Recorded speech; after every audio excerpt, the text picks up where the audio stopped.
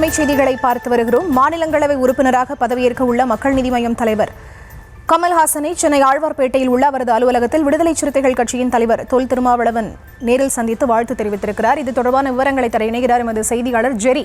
அவரிடம் பேசலாம். வணக்கம் ஜெரி. இந்த நிகழ்வில் யாரெல்லாம் தொல் திருமாவளவன் அவர்களுடன் உடன் சென்றிருக்கிறார்கள்? விவரம். பரிதா, வணக்கம்.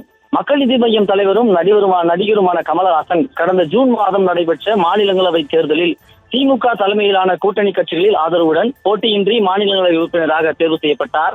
அவருடன் திமுக சார்பில் பி வில்சன், கவிஞர் சல்மா, சிவலிங்கம், அதிமுக சார்பில் தனபால், ஐஎஸ் இன்பதுரை ஆகியோர் தேர்ந்தெடுக்கப்பட்டுள்ளனர். இவர்கள் அனைவரும் வருகின்ற நாடாளுமன்ற மழைக்கால கூட்டத்தொடரில் மாநிலங்களவை உறுப்பினராக பதவியேற்றுக் கொள்ள உள்ளனர்.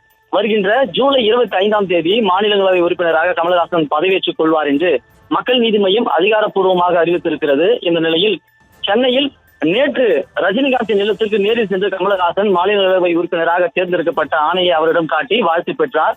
அதனை தொடர்ச்சியாக இன்று கமலஹாசனை நேரில் சந்தித்து விடுதலை சிறுத்தைகள் கட்சி தலைவர் திருமாவளவன் வாழ்த்துக்களை தெரிவித்தார். அவருடன் விடுதலை சிறுத்தைகள் கட்சியினுடைய பொதுச் செயலாளர் துரை ரவிக்குமார் உடன் இருந்தார். அவர் பரஸ்பரம் இருவரும் புத்தகங்களை பகிர்ந்து கொண்டனர்.